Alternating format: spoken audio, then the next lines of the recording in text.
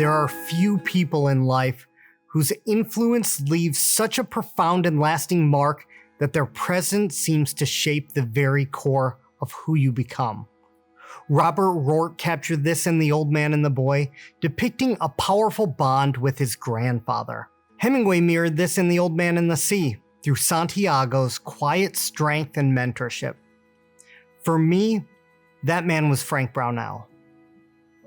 Frank Brownell was a true titan of the firearms industry and virtually born into it. His father, Bob Brownell, was a famed gun writer and Brownell's founder. He laid the foundation for the company that brought the best tools and gun parts to passionate craftsmen long before the world was globalized. Bob built the company, but it was Frank who turned it into the unstoppable force it is today. Frank R. Brownell III was born in June of 1939 in a small Iowa town of Montezuma, just a hop, skip, and a jump from where we're sitting today. From a young age, he was steeped in the world of the outdoors and welcomed into the shooting fraternity. He accompanied his father to the NRA annual meetings, breaking bread with legends like Elmer Keith, P.O. Ackley, Joyce Hornady, and Bill Ruger, to name a few. For most of us, such moments would be the stuff our dreams are made of. But for Frank, it was just another day with Dad.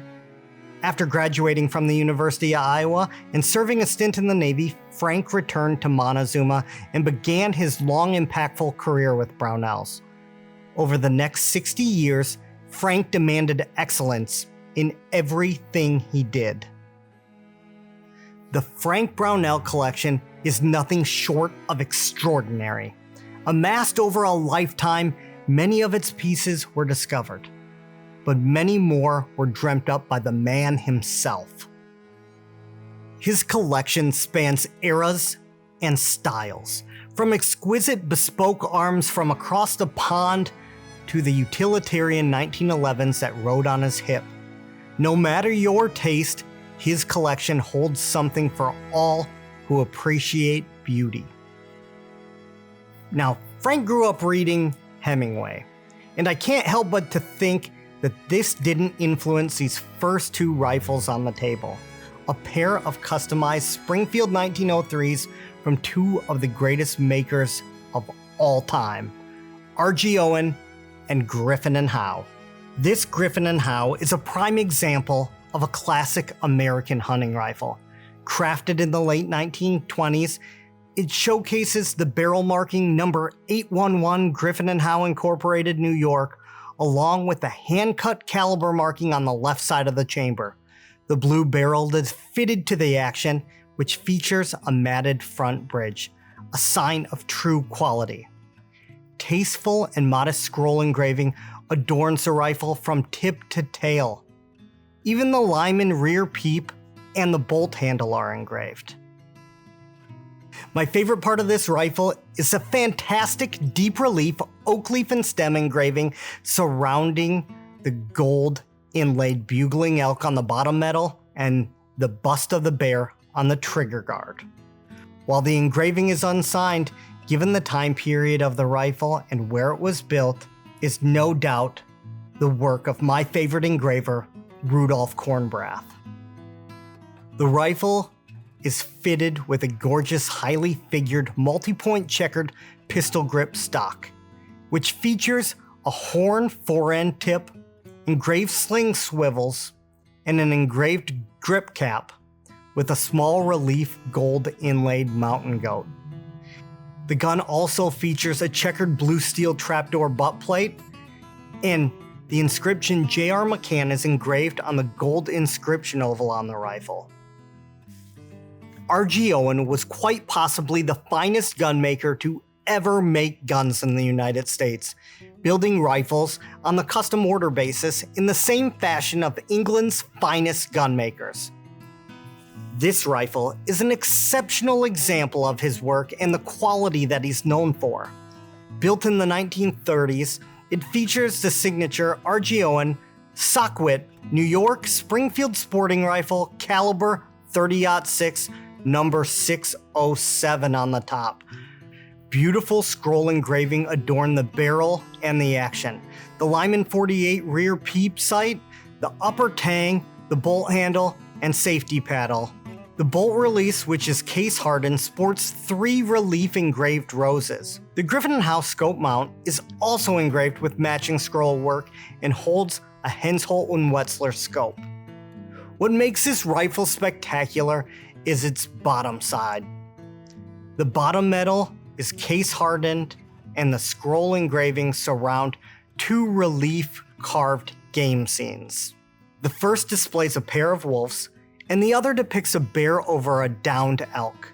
While the engraving is unsigned, there is no doubt that this is also the exceptional work of none other than Rudolph Kornbrath, who was known to have worked with Owen during the Sockwit days.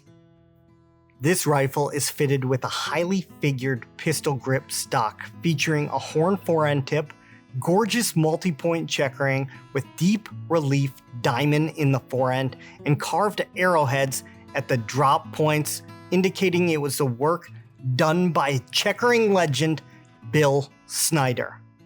A truly outstanding rifle, crafted by many of the absolute best at their craft. Having known the grand old man himself, this rifle would have been an obvious choice for Frank. These Keith grade rifles from Chapman and Haskins have several features that their legendary namesake desired on his perfect elk rifle.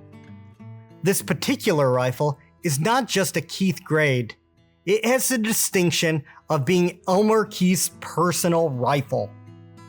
Elmer Keith is inlaid on the top, and on the flat above the rib, 375 H&H Magnum is also inlaid with the maker's name and address.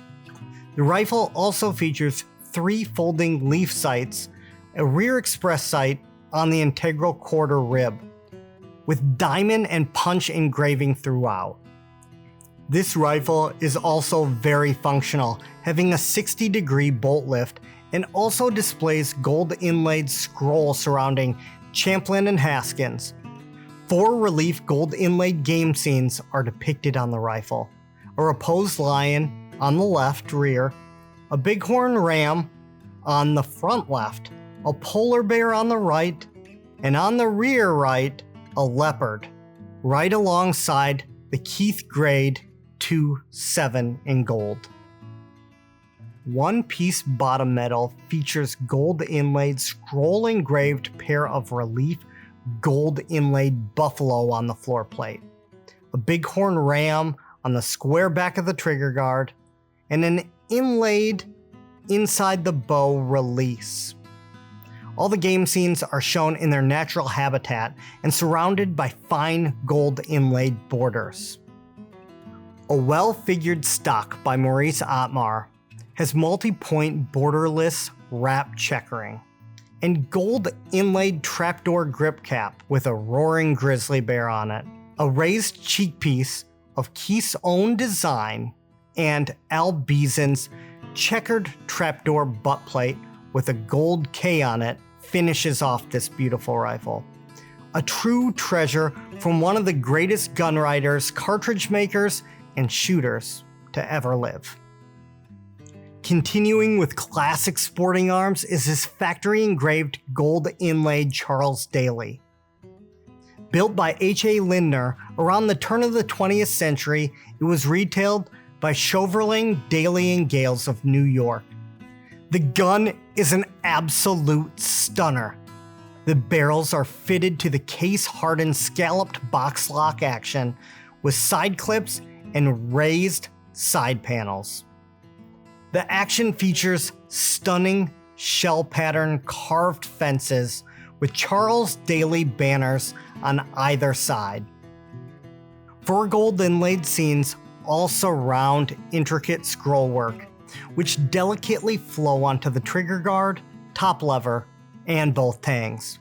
The relief gold inlaid scenes consist of a trio of partridges on the left side, a flock of mallards on the right, and a crown over a mallard on the underside, and a pair of woodcocks on the trigger guard.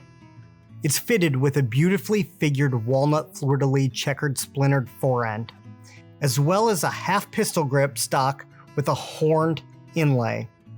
It's also checkered and has carved flats with fish scale borders. The monogram JWM in the gold inscription oval and the leather-covered recoil pad finish off this gun. When I look at this gun, it exudes craftsmanship. From the carved stock to the relief engraved receiver, it embodies class and timelessness. Lastly, my personal favorite. This stunning, factory-engraved, gold-inlaid Smith & Wesson Model 29 was once presented to the American icon, Frank Sinatra.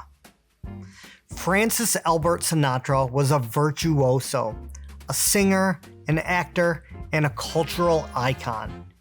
He is still a household name after acquiring 11 Grammys and 3 Academy Awards.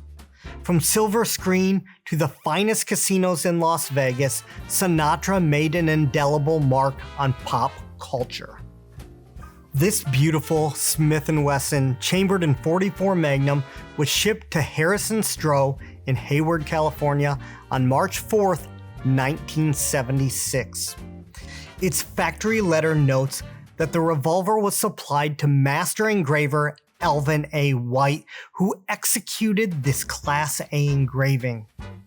This N-frame Model 29 provides a fantastic canvas for White's masterful, near full coverage floral engraving with matted background. On the right side of the frame is inlaid in gold the initials FAS, Francis Albert Sinatra.